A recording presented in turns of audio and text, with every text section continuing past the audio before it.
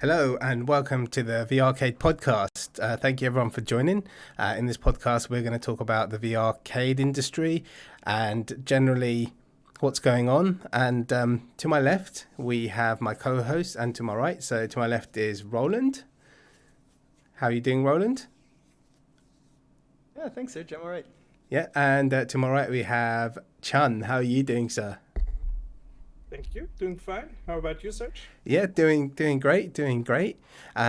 So yeah, we thought we'd do this podcast because we are working in the VR arcade industry. And shall we talk a little bit about how we first met? Yeah. Yep.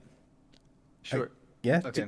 So maybe I guess I'll start with a bit of background to how sort of Brilliant got started. So my name's Roland. I'm one of the founders of Brilliant Studios and Brilliant Arenas. And our story actually began around 2013 or so when we originally started building escape rooms. And then from escape rooms, we decided that, escape rooms are a lot of work to build, and it's a lot of work to sort of create the actual physical rooms. So when time came around to sort of update the existing rooms that we had for a couple of years at that point, we thought, what could be a cooler version on how we could more easily make sure that we have the content that's most exciting for our customers.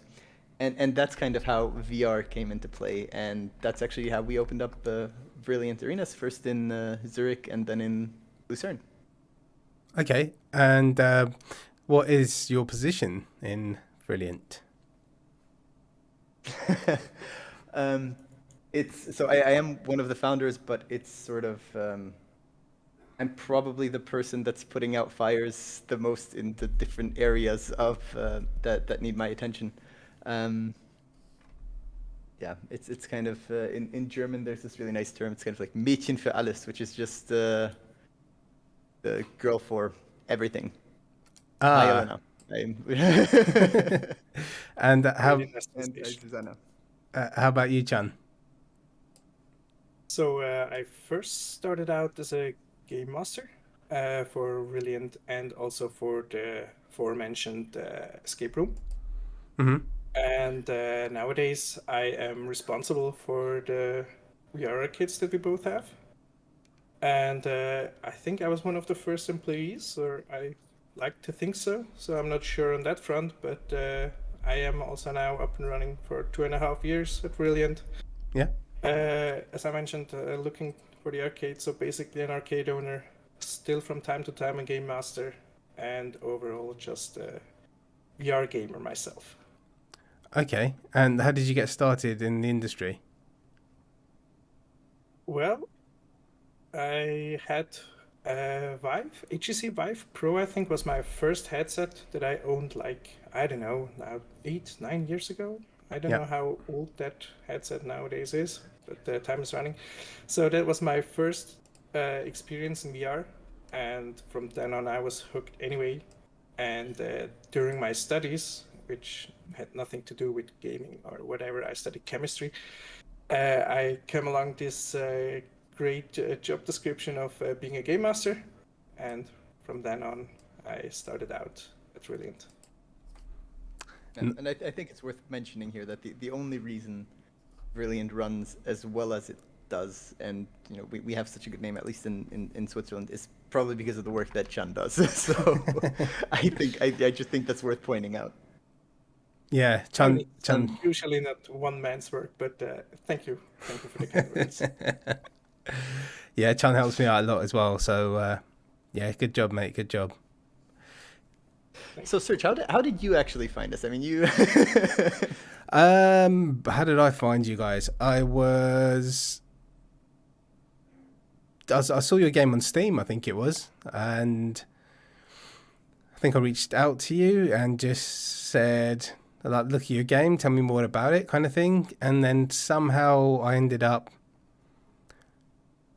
kind of helping you test it, right? Yeah. So I was helping you guys test the game. I ended up in the lobby with you, and we were playing and had a good laugh. And I think what happened was we were wrapping up, and I was just asking about your team and how many people are in your team, just out of curiosity kind of thing. And then I just thought, oh, let me just ask if he's looking for kind of salespeople, and that's so I asked, and then you were like, let me get back to you, and here we are. Yeah, that's basically how I got involved. Yeah. Yeah, no, I think that's actually a really cool story, because I don't think either of us would have expected, sort of from our first interaction onward, for everything to turn out the way it did now with us working together. But yeah, no, it's a very, very cool series of coincidences. Yeah, it's strange how things work out, So I've been with you guys for a couple of months now, having fun. And yeah, it's all good. It's all good. What about? I mean, should we start by talking about the general idea behind VR arcades, what they are, and how they work? Do you want to delve into that a little bit? Sure. Yep. So I think if we look at the broader VR market, right? You generally differentiate between the at-home VR market and sort of the out-of-home VR market, which is more or less the VR arcade market. And I mean, with the exception of a short pandemic in between, I think the VR arcade market is very much living its renaissance, because VR is in this sweet spot where there are some very avid early adopters who are using VR at home, but there's just also a lot of people who have heard about VR but haven't ever really tried it yet, or aren't sure if they want to buy a VR headset and the whole setup for themselves, and instead want to go somewhere and play outdoors, and that's where the VR arcades come in. And the incredible thing to have seen since I think 2016, 2017 is just how quickly just both the technology and the arcades are developing. And I think we'll get to that a bit later as well. But to see sort of the in innovation management, there's a concept called dominant design, which is to what's the perfect final design of any specific product. So for the smartphone you had, if you compare all the phones that came before the smartphone, now all the phones look the same. It's usually one rectangular block.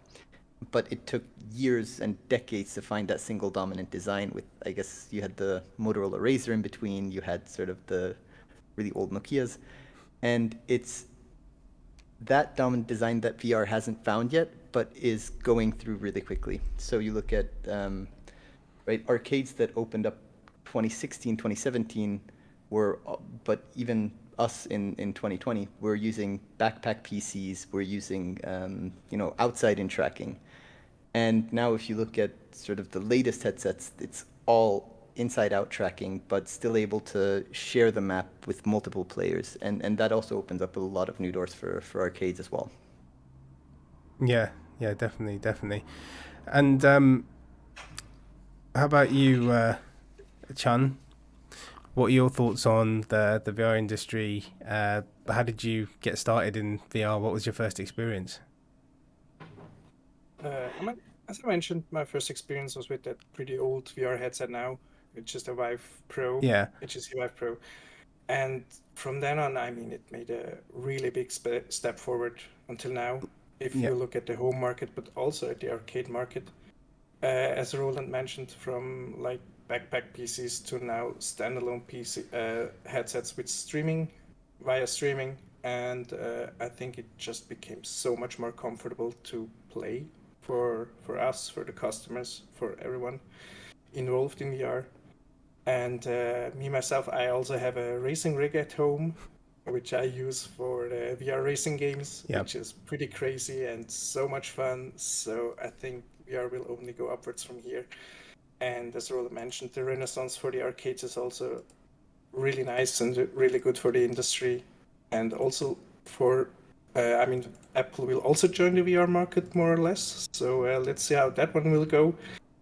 I mean, it will just get crazier, and hopefully we will be the ones that will be profiting from all these steps towards that right design that Roland mentioned at the beginning. Yeah. With the phones.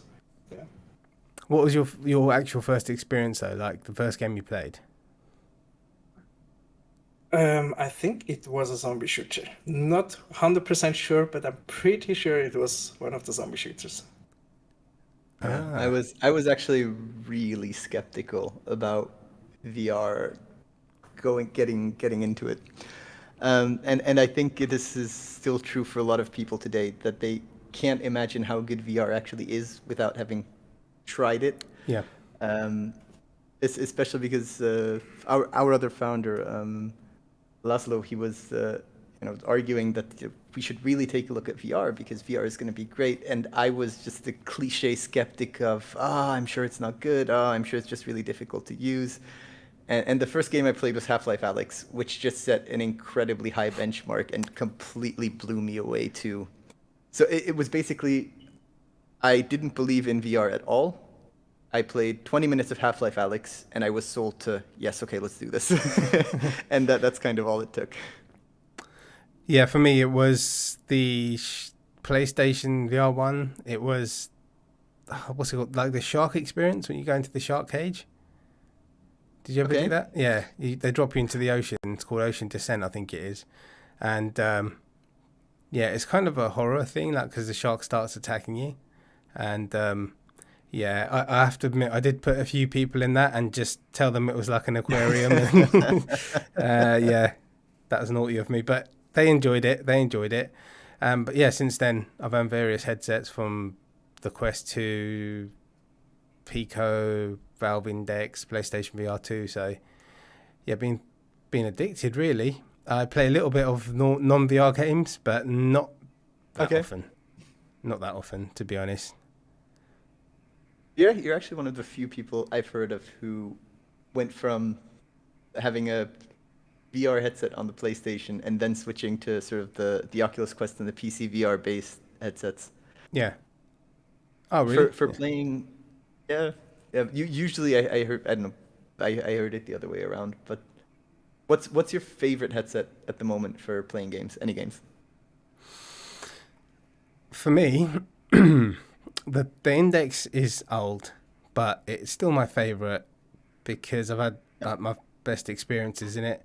The PlayStation VR 2 is a great headset, and I've had like issues with it, so I'm returning it back and forth. But like games like Resident Evil Village are so good. Like it looks, the graphics and the gameplay, and also Horizon. There's so many great games on there, and it's just one wire. You know, when it comes to the PC VR stuff, it's sometimes can be a little bit finicky getting everything to run properly in general. But you know, the Index is still pretty. Once it's plugged in, it works with everything. Yeah. What headsets do you own, Chan? I own a Quest 2, Pico 4, and also PSVR 2. Yeah. And in the office, I also use the Valve Index from time to time and the Vive Focus 3. Yeah, Roland. We have all of these in the office. Like we work with them. Hey, I'm sorry I started before. I mean, I was the first one getting the Pico 4 headset from our side, so... Fair enough. And that is also the one that I use the most at the moment. I mean, it's connected to my laptop and the racing rig and everything else. So I don't think it's the most comfortable one because of the face masks. So if I play for 1-2 hours, it really hurts. So starts to hurt on your face. But if you change the face mask, I think it's one of the better headsets. I do like the pancake lenses. Lenses. Yeah. Okay. So I guess before we get too deep into the details of the specific headsets, gentlemen, why are we here today? Why did we decide to start this today? To kind of share our experiences that we've had, obviously in VR, and just talk about VR arcades, how they work. So not a lot of people know about how VR arcades work. and like the different licensing platforms and the different packages you get, things like that. So yeah, I think that's part of it. Yeah, and then I think another part of it, or at least the goal, or my goal would be to then also get different experts on here from sort of different areas of sort of the VR arcade industry, to talk with them a bit about what they're seeing develop, what they've seen work really well. And Sean is also our in-house subject matter expert when it comes to VR arcade operations and how to run an arcade well. And it's just sort of getting some of the knowledge out there of what's worked really well for us and what we've had quite a bit of success with when it comes to arcade operations.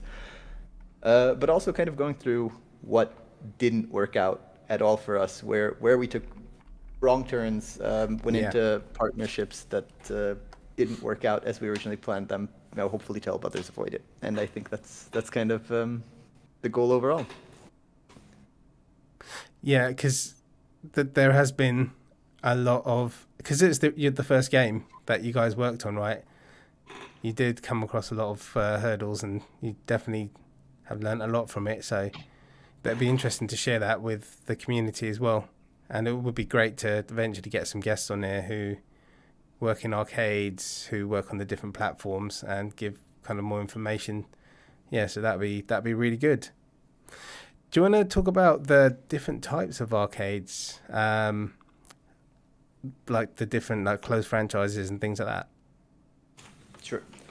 So that's kind of our view on the market a bit is right. You have probably. You can probably differentiate. So one big differentiator that we see is is an arcade a free roam arcade, or is it a room scale arcade? Mm-hmm. Right. Most all games that are made for at home play are room scale.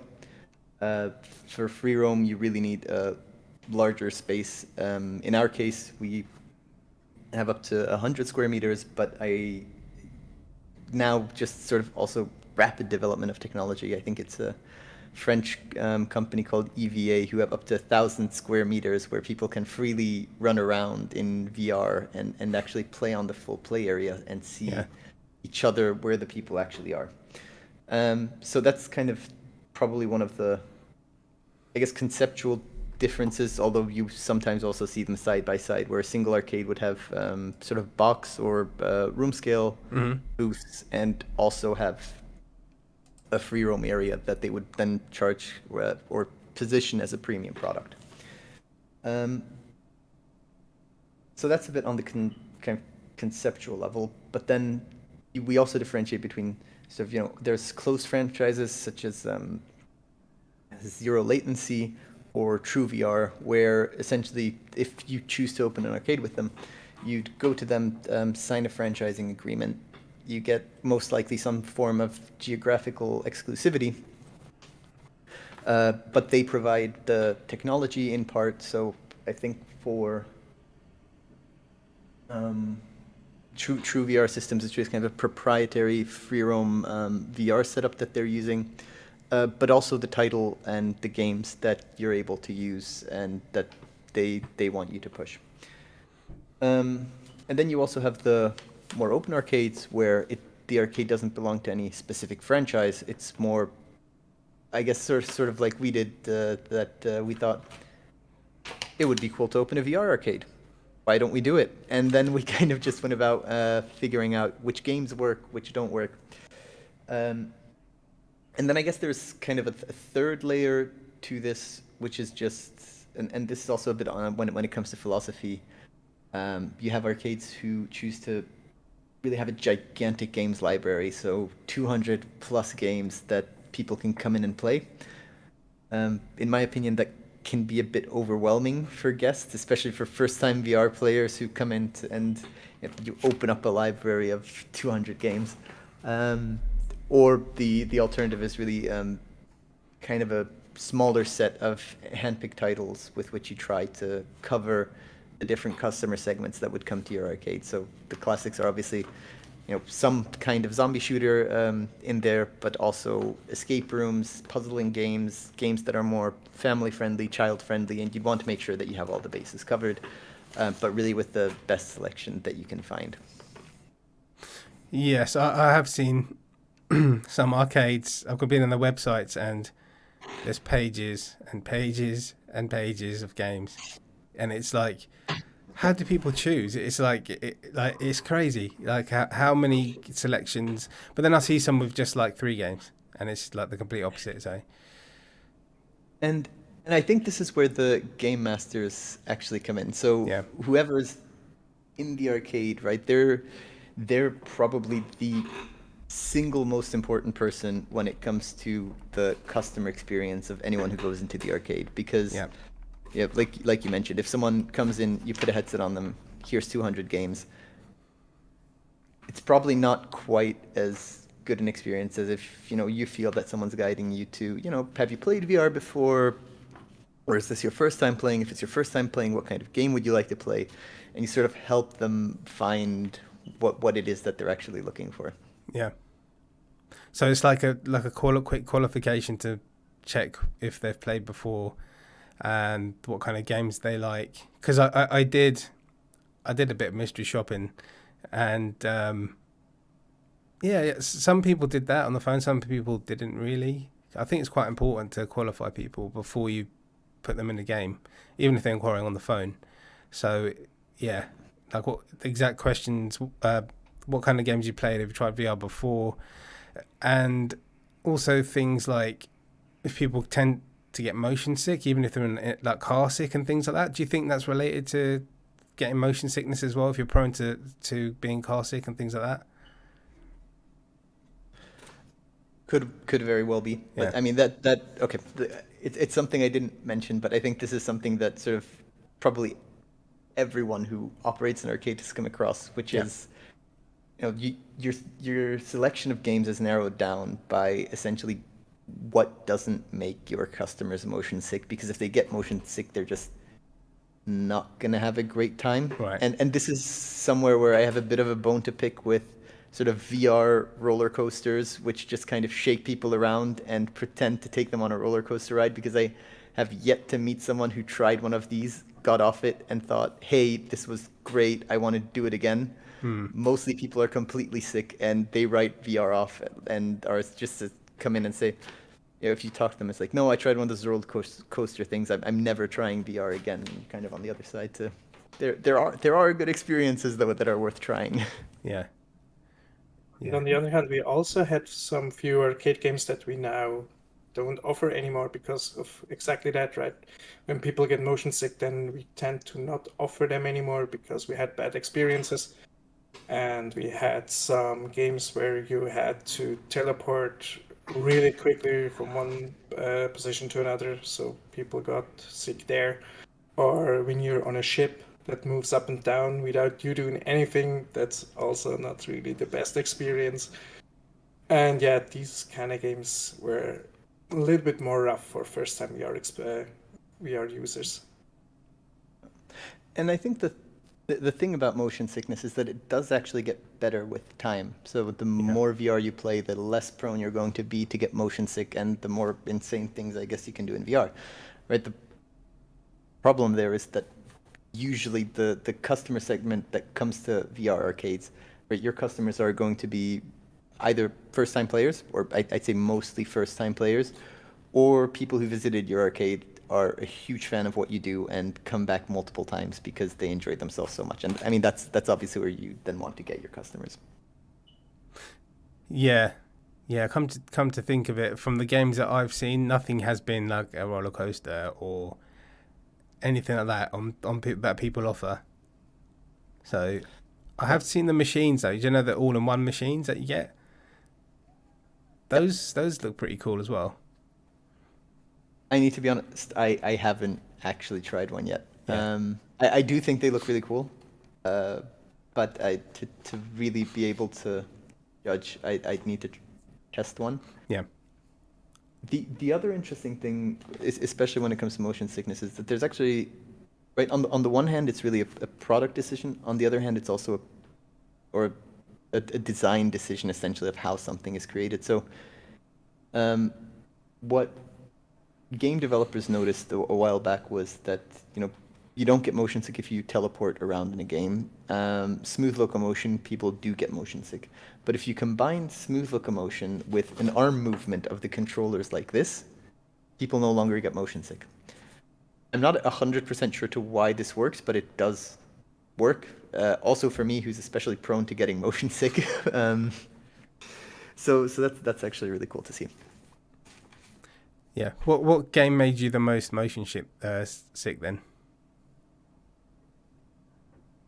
The most motion sick.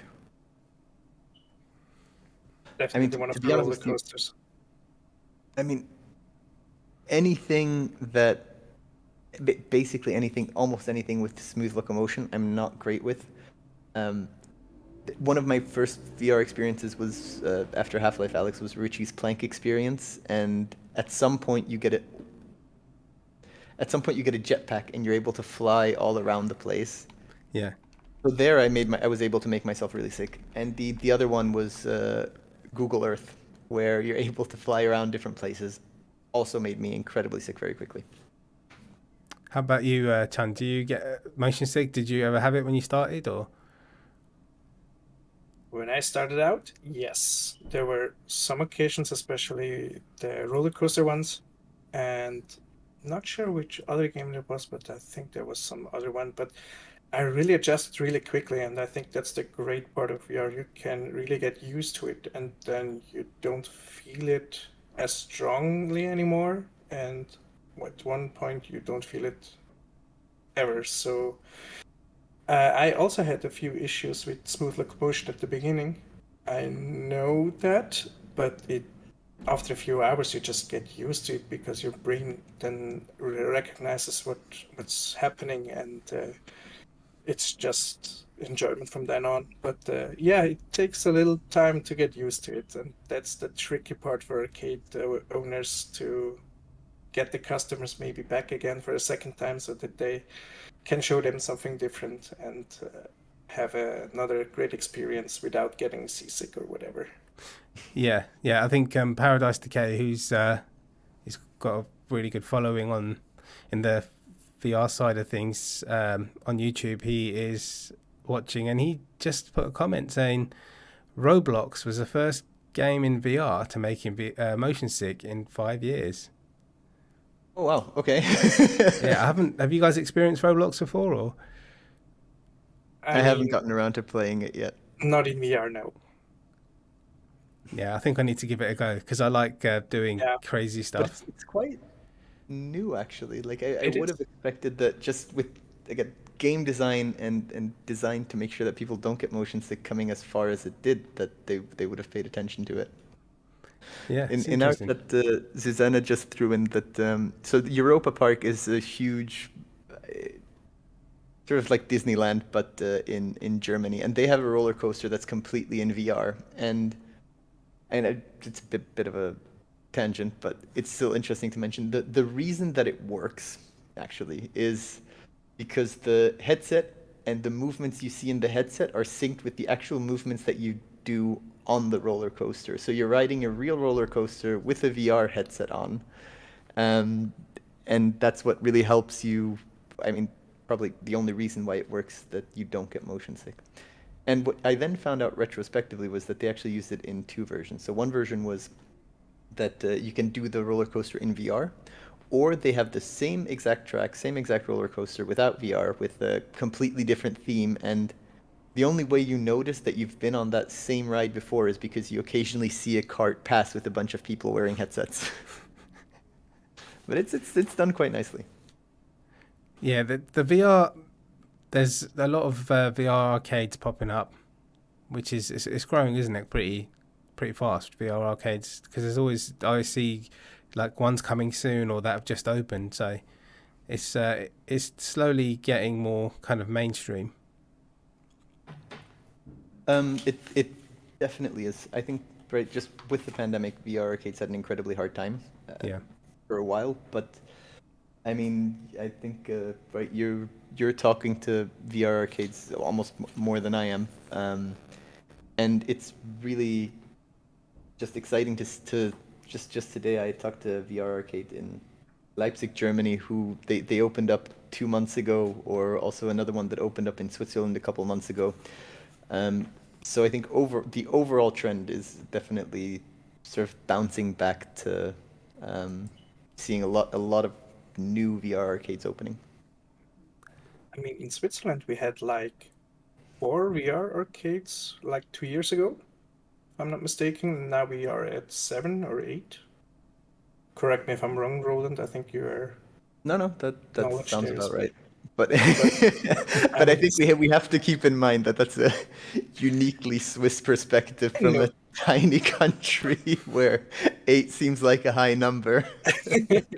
No, I know, but it is still. I mean, it's doubled now. So I mean, that's not for most countries, of course, but still, we also see an upwards trend, which is pretty nice. Yeah, in the UK as well, there's new ones popping up all over the place here. Like,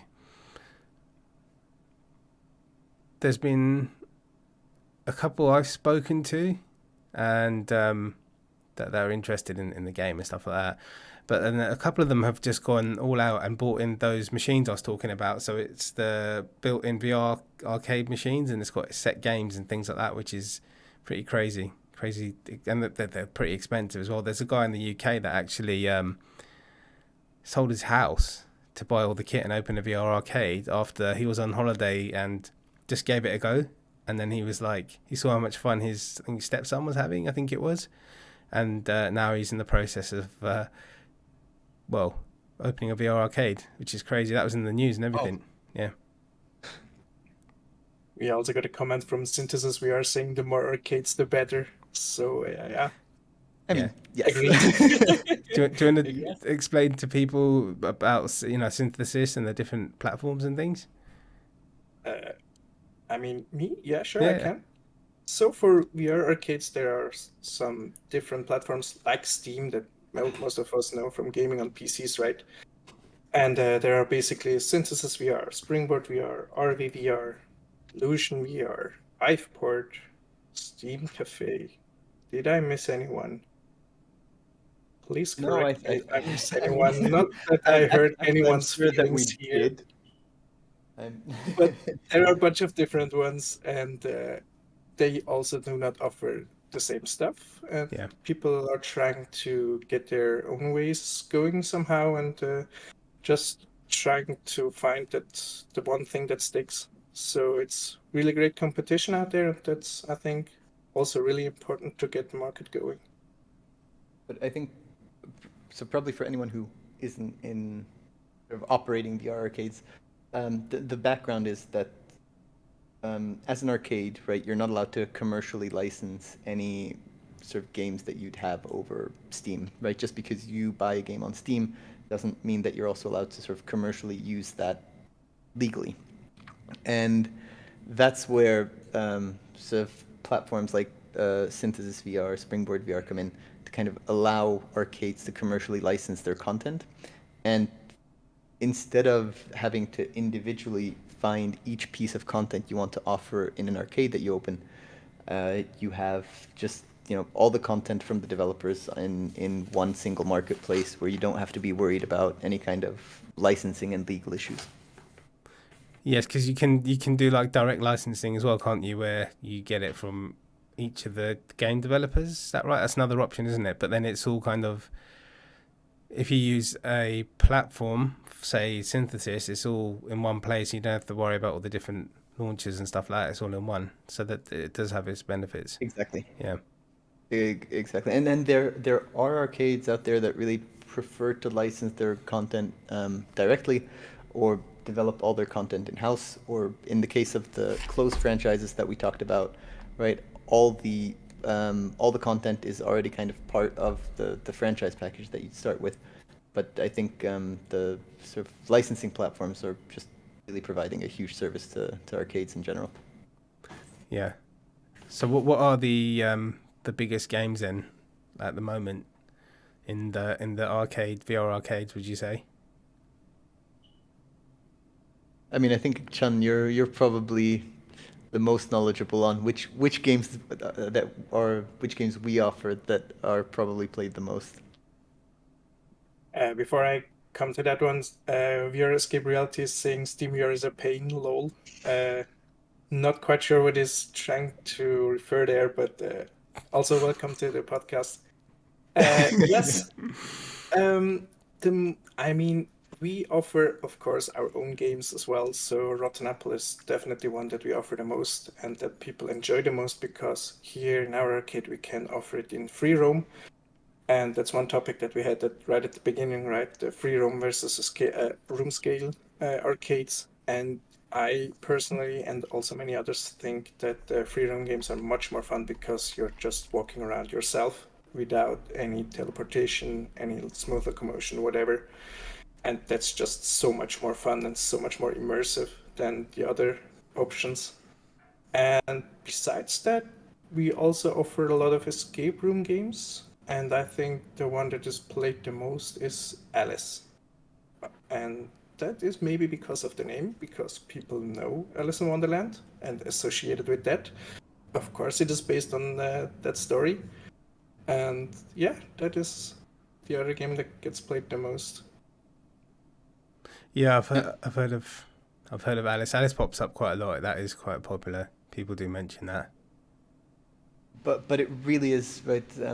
I think from a branding and marketing perspective, it was a genius move to just, right? If you show the same person Alice as a game, or I don't know, Magical Forest Adventure as a game, even though the content is the same, people are still going to choose Alice just because it rings a bell to what this is.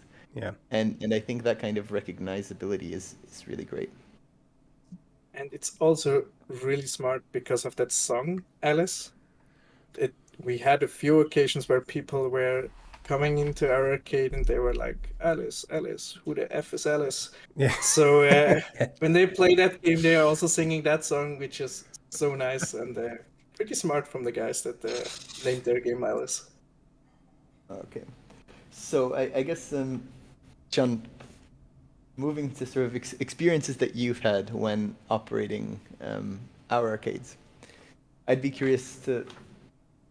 I don't think it's a huge secret to anyone starting a VR arcade. The first couple months starting off, you run into technical issues nonstop, and this is just every single game when you have customers there, and it's just completely gut-wrenching because something isn't working. And I'm guessing for VRS, you also had some problems with Steam VR. Something isn't working for a customer, and they're there, their time is running out, you have a game booked afterwards, you're trying to fix it as fast as possible.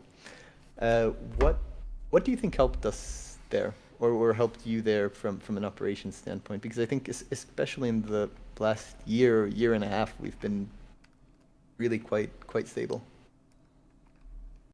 Yeah, oh boy, the technical issues that we had at the beginning, so many. And one thing is time, because over time we could fix like all of the issues. Some are software related, some are hardware related, and you have to find them out one by one, and that needs time. So time is probably an issue, and the other one is just being in a dialogue with the customers. We offered them some kind of deals like, hey, it didn't work out this time, let's come back at another time, and it's on the house, of course. You don't have to pay anything. Just come back, have fun, and then we can prove again that we can make it work. Because we knew, right, it is just one of those days. Because on the most days it works, but then every now and then you get one of those days that nothing works. So you have to deal with the customers, and mostly we were just saying, come back at another time. We know that we can get the stuff running, and then it's on the house, and you will have a great time. That's what we can offer, and I think no one ever denied that offer. So that worked really well. And otherwise, if people didn't have time because they were from afar and they were saying, yeah, but we had like 2-hour drive, we cannot afford to do that again in the next 2 months, and we are not sure if it will really work. So if we have that kind of customers, then we just cut the prices. and that's how we handle But stuff. I mean, I think the other thing that works quite well, and this is actually something that I noticed when we were still using Springboard VR, right? The place where you don't want to have your customer when you're trying to figure out technical issues is that they have the headset on, but everything is completely black, and they can't see anything. And what I thought was actually quite well done was that Springboard VR had this launcher kind of menu where it was just a 3D environment. But the beauty of this 3D environment, you couldn't do anything, but the beauty of it was that people were standing in this 3D environment and they were having a blast because it was their first time trying VR and they were completely immersed in just walking around this set. And that gave us a bit of additional breathing time to fix any technical issues that we might have had. And something else that I think worked quite well for us actually was that if we had some technical issues in the beginning and didn't have a game booked right after, we try and extend the slot to make sure that people still had enough time to play. Yeah. And also before I continue, Yours Escape Reality also wrote again that Rotten Up is one of the few games that I don't have any Steam issues. So thank you for that. That's great to hear. Yay! And to get back on topic, what also really helps is we have a fridge in our arcade, which the customers can have free drinks. So Nice. That was also really nice. And if we have some more time and the people are not stressed, then we can say, hey, give us like 20 minutes, half an hour, play on the Nintendo Switch that we have also in the lobby, play some Mario Kart, we will fix this, and then usually we also really fixed it, and the people just had a great time. So something like that is really helpful to have in your arcade. Yeah. And maybe sort of going back to sort of so there's kind of I don't know if you call it user experience or customer experience theory, but it's called the Kano model. And in the Kano model, right, you have features that are, these are core features. If this doesn't work, your customers aren't going to be happy with the service that you're providing, right? And that's just that, they can arrive, the game works, they get their amount of playtime that they paid for, they can pay and they can by any means necessary and they can leave. I guess that's kind of your standard set. But the really interesting thing is that there's also you have these subset of features that really delight customers. So that's and like this originally comes from sort of the Airbnb founders who were looking into, right, kind of what would an 11-star check-in to any kind of Airbnb look like, right? What's the 11-star experience that the check-in is so good that these customers then want to go out and tell everyone else what a great time they had? Is this that they have a little champagne and a handwritten card that awaits them when they get into the apartment? And they just kind of started thinking in this direction. And I think that's where one of the things, Chun, that you already mentioned is the drinks that we just have as complimentary drinks, which always seems to surprise people. But we kept it that way because it surprises people. And then the other one that we did for the summer is just offer people an ice cream after the game. And it costs 30 to 40 cents for an ice cream, but people don't expect it, and it's a hot summer day, and they're just really happy that they got an ice cream. So I think these kind of little delight features are the ones that can help push word of mouth. Yeah, that sticks in people's heads. And I mean, for retention, most of them are gonna come back, because I think most arcades don't offer things like that, like free drink. And I mean, have you heard of that in anywhere else that does that? I'm sure it exists. Off the top of my head, I wouldn't know. Yeah. But it's Chun, do you? I don't know. I'm not sure if people do it, but I'm pretty sure that people will do it, and yeah, we cannot be the only ones doing it. So No. I haven't heard it, but Yeah. it wouldn't surprise me. Let's put it like that. What's the most common feedback you get in the arcade, Chan? I guess because you were your games master as well before, weren't you? So you probably know. Yes. On the top of my head, I would say that we get complimented most on our game masters. They really do a great work, and I mean it's really our top priority to be there for the customers, to help them with the gear, with the games, to always be there when they have questions and not be just in our private space and leave them to themselves. But if we are needed, we are there. And as I mentioned, there's some free stuff at the end of a booking. There is an introduction at the beginning, so people are always in contact with a game master. And I think that the top comment would be that game masters are great, really helpful, really nice, and yeah, I think that's, besides Rotten Apple, which we also offer, should be the most commented review that we get. Yeah.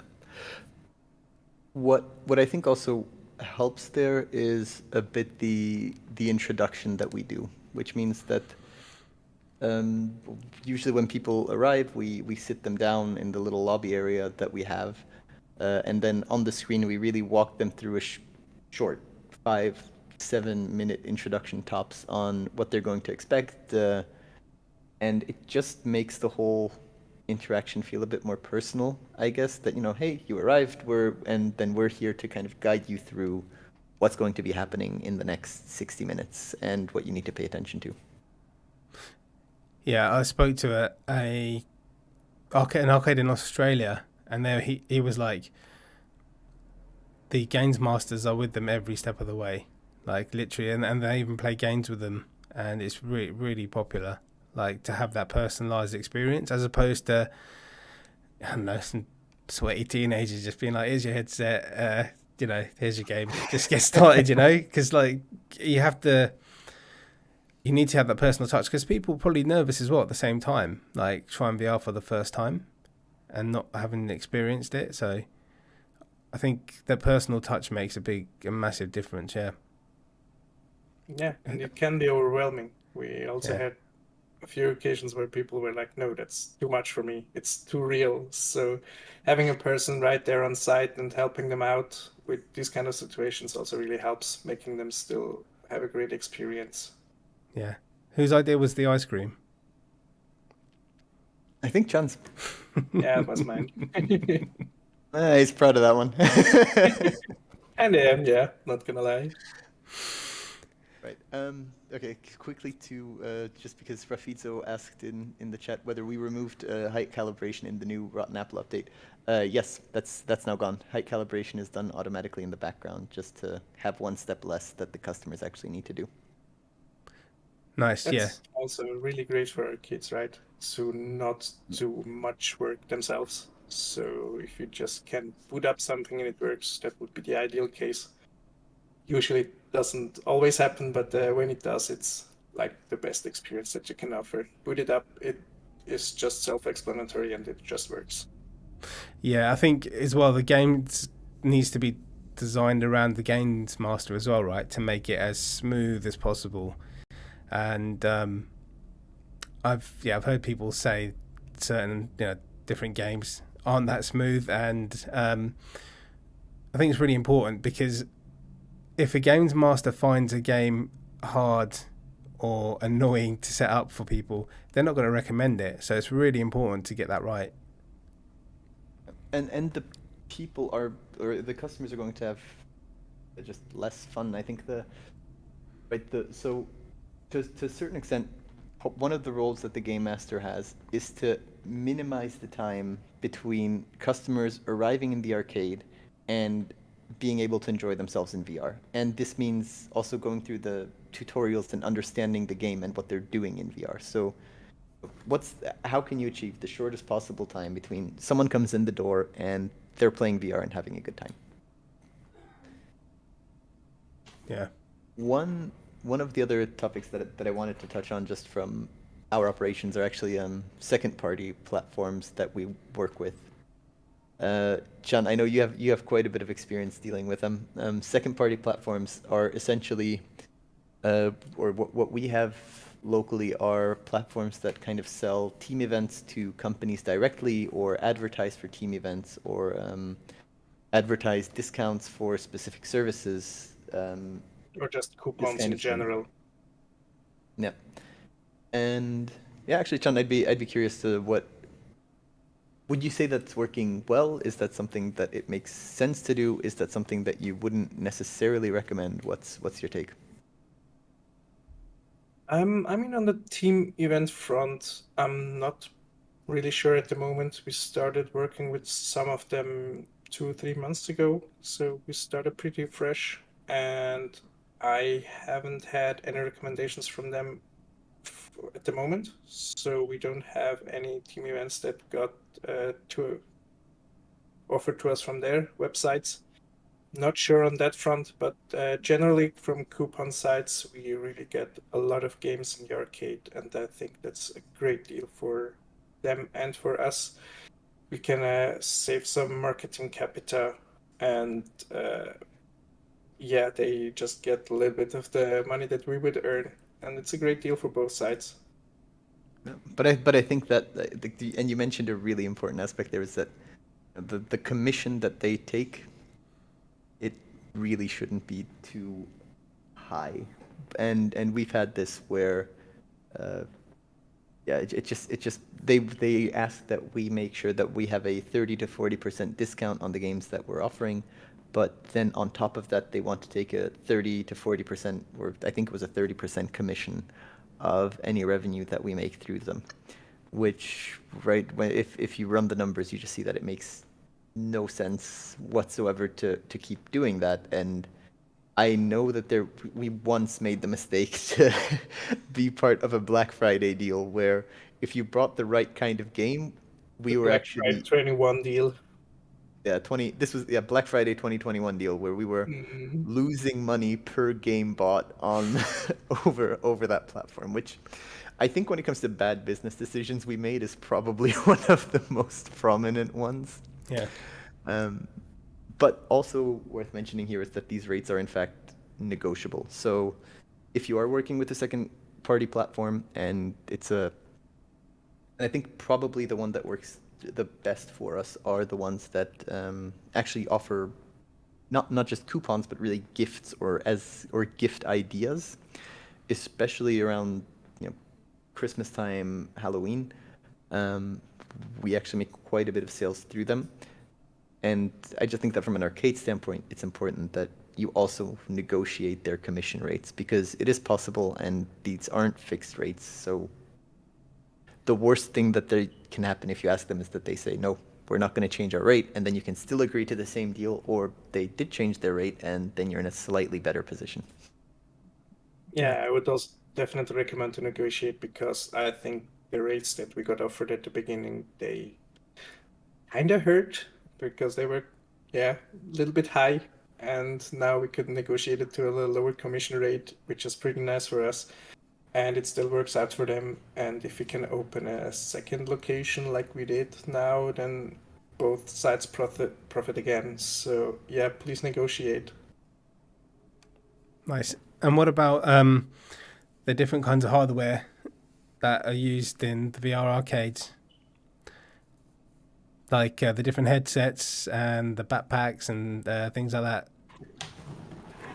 I mean, a modern arcade now, I don't think they use backpacks anymore. I think it's all just with streamable headsets. So like the Quest 2, the Vive Focus 3, and whatever may come there. I mean, I'd even go so far that it really depends. It doesn't even have to be a headset that supports streaming. You see, and it makes sense, but you do see a lot of arcades popping up where it's just purely standalone experiences that are available on the Quest, for example, or on the Pico, and that's kind of the library that they offer. And I don't remember the name, but even there's actually dedicated content licensing platforms focused on licensing standalone titles only. Yeah. Yeah, I've got generally, I think it's really a hard topic to, you want to offer something in your arcade that you cannot have at home, basically. So when you're just offering the standalone library, I think that's not really worth for an arcade, but I might be wrong, I'm not sure. But in my opinion, in your arcade, you should offer something that people cannot just buy at home and play it instantly. So if you have streamable devices with a really good PC, and then you can play games that people on a standalone headset cannot play, that might be worth going to an arcade, and that should be your draw. So yeah, I'm not sure about the standalone headsets, but yeah, topic for discussion, I guess. Yeah, because I have seen, going back to the arcades that have hundreds of games, a lot of them are available on Steam. I did notice that. And then I have seen arcades that just have games that are not available on Steam. Like there's some, like that Alice game you can't get on Steam, and that does look really cool. I did try my first VR arcade experience, shall we say? So how'd that go? So I'm in just outside kind of London, and there are specific games I wanted to try, and most of them were in different locations. So I thought, oh, let me give this guy a try. It's like a mobile arcade, and he pulled up in his little people carrier, and he had a big flight. That's a pretty cool concept, though. Yeah, I mean, yeah. He had a big like a flight case, and he wheeled it up, and he opened it up, and it had 4 PCs in there, and he had 4 routers, and he had 4 Pico 3s, I think it was. And this is in my right here where I am now, in my VR space, and yeah, it was it was a weird experience, and but yeah, it was my first ever time in the VR arcade, and then so I think we played Arizona, Private Property, Propagation, and another game. And it was weird, like, because I've been like into VR for quite a while and doing live streams and testing games and stuff like that. It's weird to just have a 30-minute limit, you know, to play a game. It was so weird. I was like, that's half an hour? It goes so quickly. But I get it, because it's kind of like a lot of people, like we said, it's their first time in VR, so they're probably kind of you can put a timer on it. But yeah, it was fun just flicking through some different games. So it's a good idea, though. It's a good business idea to do that. He does, stag parties and kids parties and stuff. So yeah. But I mean, I think the 30-minute, but I mean, probably the 1 hour limit for someone who's playing VR for the first time. VR is pretty overwhelming. Like from what I can tell from our customers in the arena who just don't have as much experience with it, is they're pretty tired. They're pretty exhausted after having played for an hour, and need a bit of a break to just sort of also process, especially if they've seen VR for the first time.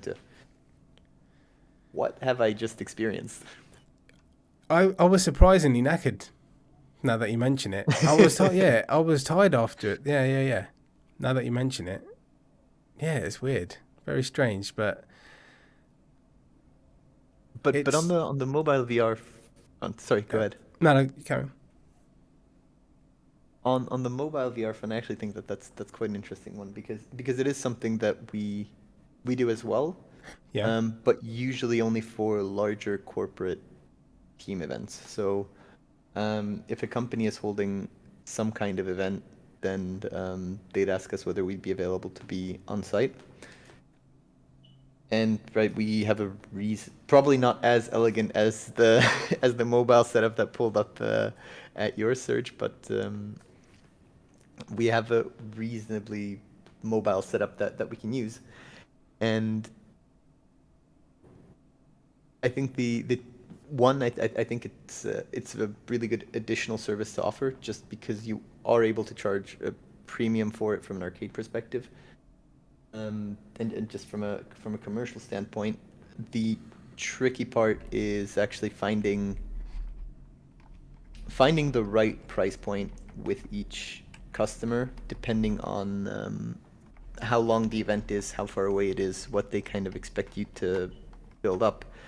And that's something that I think we had we needed a couple tries until we got it right. So I think we often actually underpriced ourselves for the services that we did. I can see Chun nodding because I know that, like, the reason Chun is nodding is because he and I have had a lot of work because I thought something was a good idea at a low price. And Yeah, I probably mean, you don't know how much hard work there's behind the stuff before you do it. So at the beginning, we were like, yeah, maybe it's just like half of our work or 1 hour work. So yeah, easy peasy. And then you start, and then you're like, okay, this is not working, and we still have to set up this, and we need help with that. And then you're like, okay, we're 2 hours in.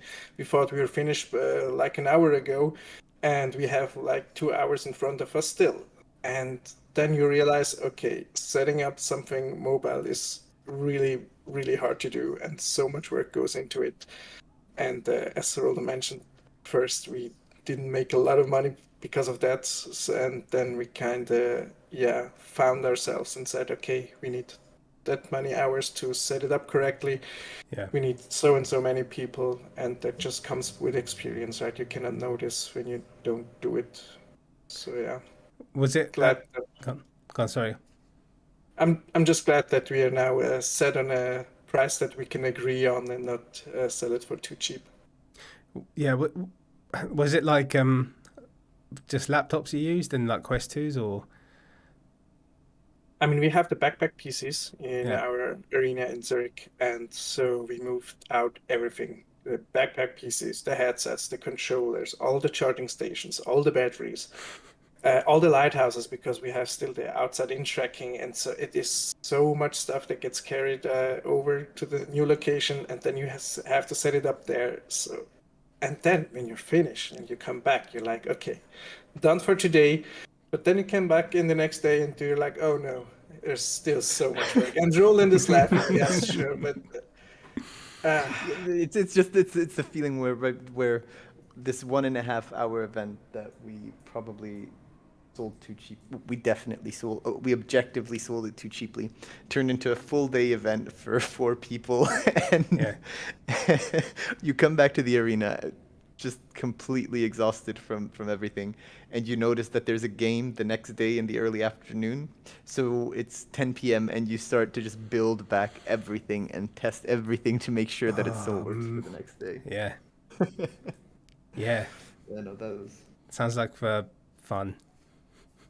Yeah, it definitely was. We recommend it. 10 out of 10 experience. Sounds like a learning experience, I guess. Yeah, it's what I'd go with as well. Yeah, I mean, I've had a ton of questions. I will get to your questions at the end, everyone. I did do a poll asking my viewers if they've ever experienced a VR arcade, and there's about 20 people watching, and it's 50-50. Surprising. I didn't think that many people would have. Yep, surprising for me as well. No. I think it would be curious too. Did going to VR arcade motivate you to get a VR headset, or did you have a VR headset already and you want to try something different in a VR arcade, and that's why you went? I think that would be really interesting to know. Type in the comments, everyone. You heard Roland's question. I'll read them out as they come through. Yeah. Sure. Right. Back to where we were on the hardware topic, Chun. Right. So what we chose now for the second location that we opened up was a combination of Vive Focus 3s together with really strong desktop PCs. I think it's pretty good middle ground in being able to offer a more comfortable customer experience just because you don't need to carry around the backpack, especially for our younger guests. That was always a huge thing, that if you have someone who's 8-year-old carrying a backpack, it gets really heavy for them really quickly. So I'm actually quite a fan. I know, Chun, what other... So let's say you'd be opening a brand new arcade. What are the headsets that you'd consider, and which ones wouldn't you consider, and why? I mean, now that we have both the backpack PC setup and also the streaming setup, I would definitely go for the streaming setup.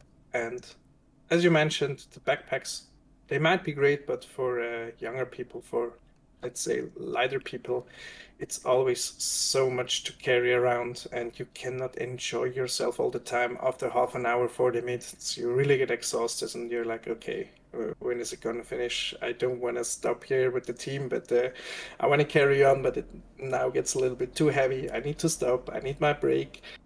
So that's annoying. And also for the game masters, I mean, we need to clean up everything after a session so that the next group have a clean set of backpack PCs, headsets, and whatever that they can use. So it's also a lot more work than just with the streaming headsets, I guess. And because of that, and because it's lighter and it's just so much quicker to set up everything, I would definitely go with the streaming setup that we have now in our second arcade. Yeah. And what's the average weight of these backpacks? I mean, you can imagine that you have a desktop on your back, so like 6-7 kilograms, something like that. Yeah. I think it's more around 4 or 5, but No. significant enough that you notice. And then You know, on top bro, of that- you're lifting, you're strong, so that's why you don't know how heavy these things are. But I think they're more on the 6 kilogram side, but not sure. I mean, I think what adds to it is that especially in the summer, they get quite warm. So not only are you carrying around a backpack, you're also carrying around a backpack that's just eating your back the entire time, which I just don't think is particularly comfortable. Nice. I just had Adam join, who I've been talking on the phone to. He works at a VRCade, and I've been chatting to him for a few weeks now, going back and forth. And I mentioned this podcast to him, so thanks for joining, Adam. Good to see you here, mate. Hey, Adam. Is there anything any more to do with the different hardware that you want to discuss? I mean, I think a last point worth mentioning to why we actually went with the Vive Focus 3s is for free roam, you're able to do map sharing, which means that you can have multiple headsets in the same space that are aware of where they are respective to each other, which you need to be able to have free roam games. But, and this is kind of the but, it seems, and I haven't kind of tested this myself, but it looks like there's also a software available for the Oculus Quest, which allows you to have multiple quests in the same play area that does the same. Because I think we actually weren't sure if we were going to go with the Quest or the Focus 3, and in the end we decided for the Focus 3 just because we thought it had a, I know, kind of nicer feel to it, just overall as a headset versus the Quest 2. Mm-hmm. And the thing about the Quest 2 is it's a great headset for starters, right? But if you want to carry that one around for an hour, it also is front heavy, so it's not really that comfortable on your face for an hour. And you either need some other elite straps or something like that, which is, again, costly and a little bit expensive, or you just settle for a headset that has it all. And that was also a consideration why we chose the Vive Focus over the Quest 2. Okay. Anything else you guys would like to talk about with regards to? No, I think. Should we open the floodgates for the questions? You mentioned there were a couple questions. Yeah. So okay. So if you have a question, now is the time in chat. So if you just drop the questions in there, that'd be great, and then we'll try and answer them as best as we can. There's been quite a few, just like, there we go. So, Slow Coach asks, are the rooms all green? I think he means by a green screen, I guess. But no, they tend to be, unless they're actually looking to do some kind of capture. Where are these arcades available? All over. Just pretty much. Do Google VR arcades near me. There's a few, Tranquility, if you ever come down. There is a couple that aren't too far from here, but I'm sure there's some where you are. There's plenty of yeah. There's a really cool one in London actually, where the points that you earn in the game translates to credits for drinks that you're able to pour yourself afterwards. So you get this point card that gets charged up with the points you earned in the game, and you get not a significant, but a small discount on a beer that you want to buy. And I think it's a pretty cool concept. No, that is a cool idea. That is a cool idea. Is that integrated into all the games or just certain games, or? I don't remember exactly. Yeah. I think they integrated it into all their games in some way, shape, or form. Yeah. Okay. Conchan? Rafitza from our brilliant YouTube channel is asking, is Vive Focus 3 the only headset that supports location sharing? I think, to my knowledge, no. We had the example with the Quest 2. I think the Quest does as well. Yeah. Yeah, I think that one does it as well. But other than these two, I think we don't have. I mean, for Pico 4, we don't have map sharing, as far as I know. But I'm convinced they're also working on it. I mean, Yeah. right? If you envision sort of VR esports at a large scale, which I think I'm convinced it's going to be a thing. I think the question is only when. I'm convinced they're working on it. Yeah. Somebody. And VR esports would be great. Okay, so Luzak Blade asks, what is your energy bill? I bet it's hard to run a VR arcade. So what is... I didn't catch the first part. What's your energy bill like running a VR arcade? Yes, so we do... I mean, I'm not sure how it's sorted in other countries, but I guess in Switzerland the way it works is that you always pay sort of a standard amount every month for utilities. Yeah. And then at the end of the year, you get the overall utility bill to what you actually owe. And unsurprisingly, we have not been under what we've paid in so far. But to be fair, it hasn't been completely insane either. So it's actually quite it's been okay. Yeah. And then we've got Googly Games said, with VR arcades, is it usually located in a warehouse space or larger play spaces? It varies, doesn't it, depending if they got free roam or room scale. So room scale, you just need a couple of meters, right? You don't need per pod. You don't need a lot of space.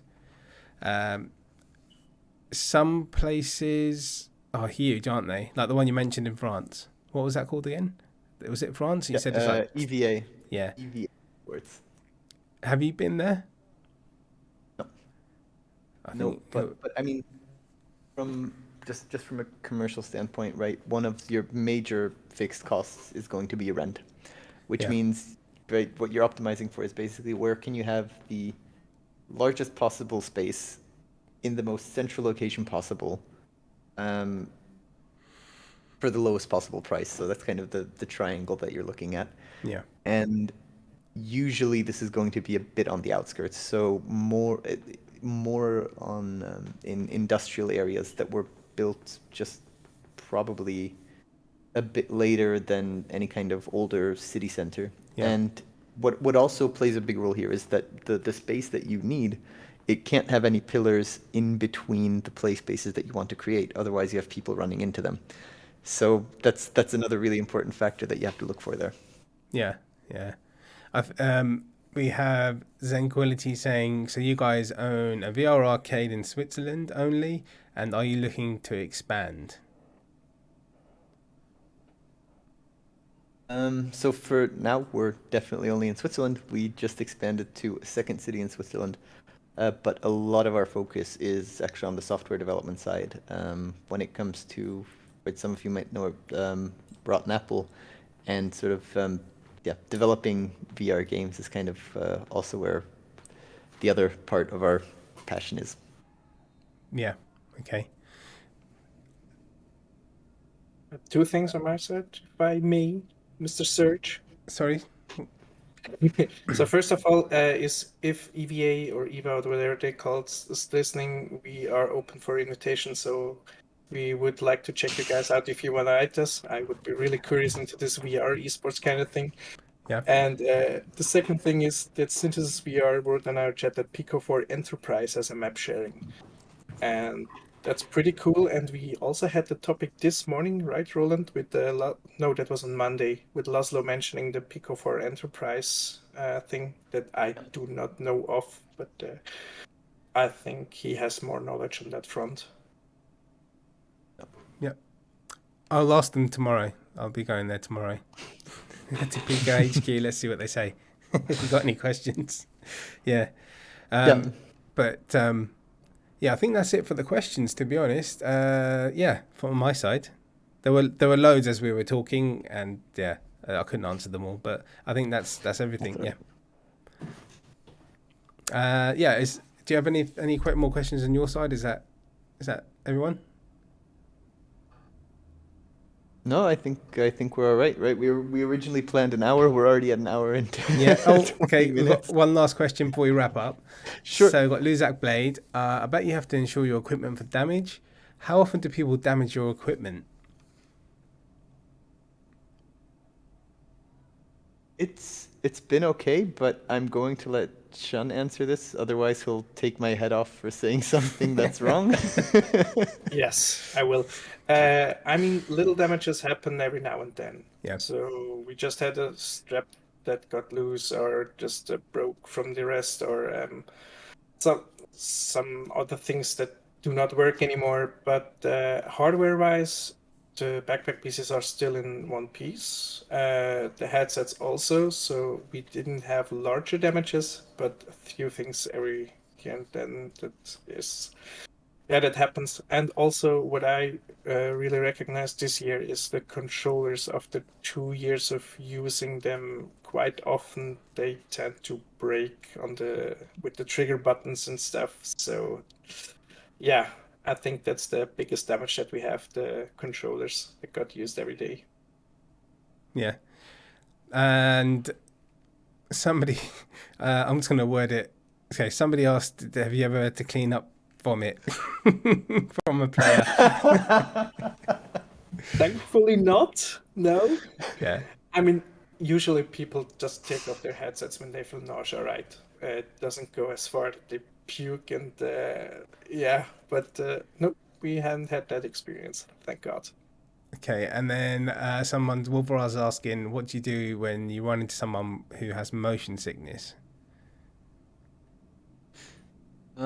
We take them out. So generally the advice that we have is, because what people would want to do most of the time is to push through it, but that really doesn't work. It just gets worse and worse and worse. So we take them out, tell them to take a seat, offer them something to drink, tell them that it's gonna pass in latest a couple of hours, but that's usually how we handle it. Yeah, definitely take them out of the games. Give them something to drink, to eat if you have, and otherwise let them watch on the Game Master PC so that they actually see what the others are doing. Yeah, I mean, just show them what they're missing out on. That'll make them feel better. The idea would be to show them what they're not missing, because they're watching. But yeah, thank you, Serge. Yeah, thanks for putting it into that light. So.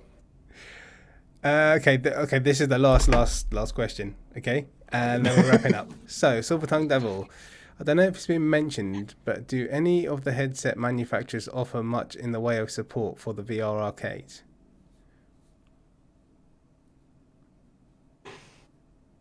I'm not sure. Not yeah, I mean, not necessarily.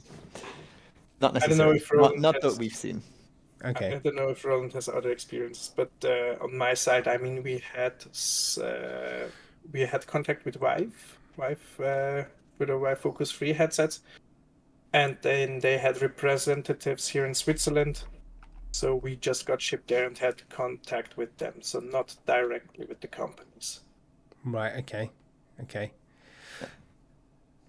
What's the most amount of players that you've seen in a game, like that a game can handle in a VR arcade that you've heard of? I mean, I've heard of 8 players, or 8, I think it was, but I'm sure there's more. Do you know of any number higher than that? I mean, I think you'd probably have some kind of normal distribution where most games can probably handle around 4 to 6 players, and then Yeah. you have a couple that can still handle 8 players, and then Yeah. very few that can still handle more than that. Yeah. At least for an arcade setting. I mean, exceptions then are, I guess you have a couple of games on the Quest 2 which are PvP games where you then have larger teams playing against each other. But generally, PvP doesn't work particularly well in arcades simply because the people come as a team and they usually want to play as a team together.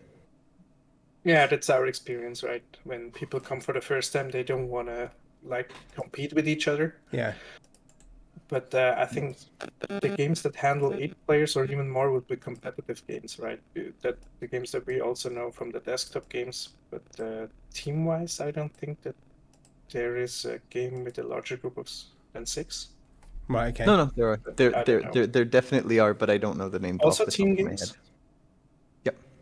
I think it was actually team games, sort of up to 8, 10 players. Yeah. I can imagine it being pretty chaotic when you have 8 or 10 players Oh, in the same team. definitely. And, yeah. But you just need to embrace it at that point.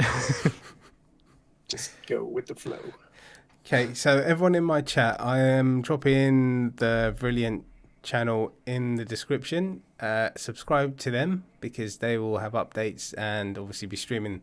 We'll be doing this bi-weekly, I believe, doing the arcade podcast. So yeah, show your support, subscribe to Brilliant.